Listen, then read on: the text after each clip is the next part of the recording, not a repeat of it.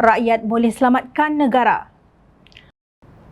Presiden Keadilan Datuk Seri Anwar Ibrahim berkata kejatuhan nilai ringgit pada hari ini adalah bukti nyata ketidakupayaan kerajaan BNPN memerintah negara.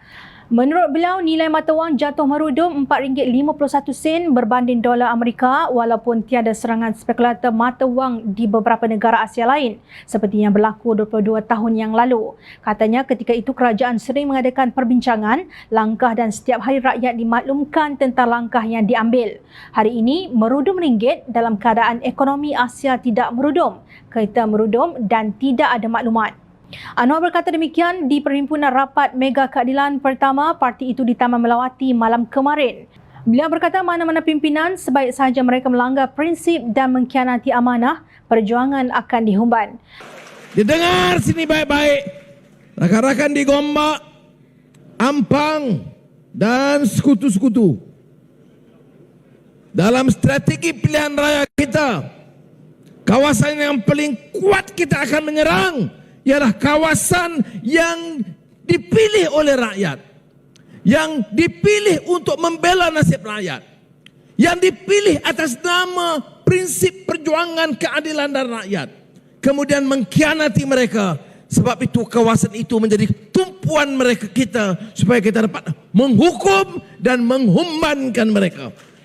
Anwar juga mengkritik Menteri Kewangan Tengku Datuk Seri Zafrul Abdul Aziz yang menjawab soalan yang tidak sepatutnya disampaikan oleh mana-mana Menteri Kewangan yang bertanggungjawab. Bila kita cakap soal bank, rakyat susah, peniaga-peniaga kecil susah. Dia jawab mempertahankan bank bukan mempertahankan rakyat di bawah, kata Ketua Pembangkang itu. Parlimen Gombak disandang oleh bekas Timbalan Presiden Keadilan Datuk Seri Muhammad Azmin Ali yang didakwa sebagai dalang langkah Sheraton pada Februari 2020. Turut bersekongkol dengan Azmin ialah Presiden Bersatu Tan Sri Mahyadin Mat Yassin, Presiden PAS Tan Sri Abdul Hadi Awang dan gabungan parti-parti Sarawak yang diketuai Tan Sri Abang Abdul Rahman Zohari. Beliau berkata alasan kerajaan BNPN yang menyalahkan ekonomi antarabangsa sebagai punca jatuhnya mata wang dan merosotnya ekonomi Malaysia tidak boleh diterima sama sekali. Menurut Anwar, kenaikan harga import berpunca daripada kejatuhan nilai ringgit. Apa sebab ringgit jatuh? Hang tak reti jaga negara, bidasnya. Ahli Parlimen Port Dickson itu menyindir tentang pelbagai jawatan kuasa yang dibentuk tanpa tindakan yang jelas. Harga jatuh kerana orang tak yakin, pelabur tak masuk, Menteri Umum 8 bilion ringgit sana, 10 bilion ringgit sini tak tahu pergi ke mana. Mengapa kita tumpuk ekonomi? Kerana ini amat menyentuh soal rakyat, katanya. Beliau menyelar pemimpin yang tidak bijak memerintah tetapi mahu terus berpaut pada kekuasaan dengan menggunakan isu Melayu dan agama Islam. Orang yang jadi pemimpin ini bila cakap isu Melayu berdegar-degar, kadang datang tak cukup dengan songkok tinggi, tengkolok dia pasang. Konon nak bela nasib Melayu, kemudian ada dengan serban, jubah tetapi allowance dia ambil semua. Kerja tak buat pun ambil allowance, sindirnya. Anwar berkata perjuangan ini adalah pelaksanaan kata-kata. Kalau kita bicara soal perjuangan akhlak Islam, kemudian kita sanggup memperkaya diri dan keluarga, ini pengkhianatan terhadap amanah, beliau mengingatkan.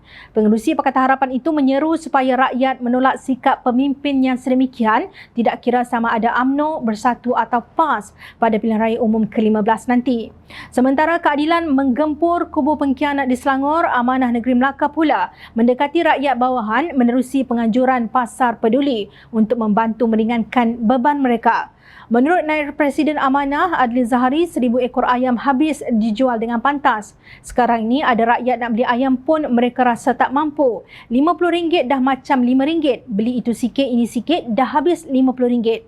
Ramai sekarang ni terpaksa buat 2-3 kerja untuk dapatkan duit tambahan. Ada yang saya jumpa hari Isnin sampai Jumaat dia kerja macam biasa. Hari Sabtu dan Ahad dia terpaksa kerja part time, potong rumput rumah orang. Masa untuk bersama keluarga dia terpaksa korbankan, tegas Adli. Beliau menjangka keadaan ekonomi negara akan lebih sukar pada tahun hadapan. Harga barang akan terus melambung tinggi. Jika keadaan ini tidak dibetulkan, saya bimbang lebih ramai rakyat yang akan mengalami tekanan perasaan dan boleh meningkatkan kadar jenayah serta kadar bunuh diri di negara ini, ujarnya. Pemimpin UMNO dan PAS yang dahulu mengecam kerajaan Pakatan Harapan kononnya gagal menguruskan ekonomi negara, kini terkedu dengan data-data yang diterbitkan oleh agensi-agensi kerajaan sendiri seperti laporan audit negara, kadar inflasi, pengangguran, pelaburan asing dan lain-lain yang tidak memihak kepada mereka. Mungkin mereka tidak terkesan dengan kadar inflasi umum 4.4% dan inflasi makanan 6.9% itu kerana gaji dan allowance anggota Kabinet SIS-XXSL sebanyak RM60,000 sebulan dan para penasihat mereka RM50,000 sebulan walaupun ada yang tak buat kerja langsung. Justru, tukarlah ketika kalian masih ada peluang untuk berbuat demikian. Itulah yang sebaik-baiknya jika kita sayang anak cucu kita dan generasi akan datang.